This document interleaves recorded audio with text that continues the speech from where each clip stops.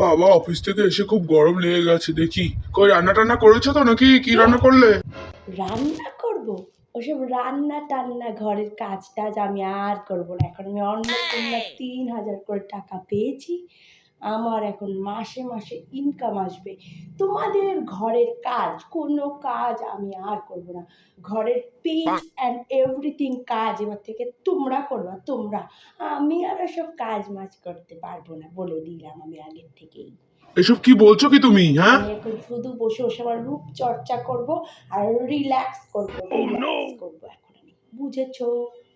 এক অন্নপূর্ণা ভান্ডারে ৩,০০০ টাকা পেয়ে এত ভাব? হ্যাঁ, ঘরের কাজ কে করবে শুনি? তোমাকেই করতে হবে সব ঘরের কাজ। সে তুমি অন্নপূর্ণা পাও আর যাই পাও, তোমাকেই করতে হবে, বুঝেছো?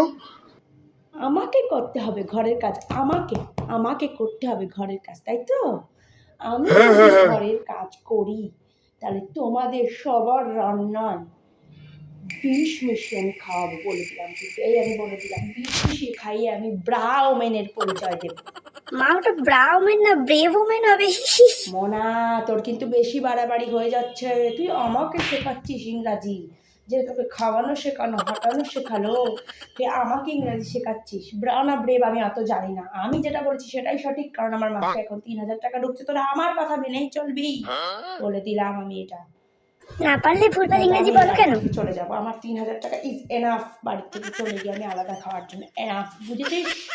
সবাই সাবধানে থাকবি আর সবাই নিজের নিজের কাজ নিজে করে নে।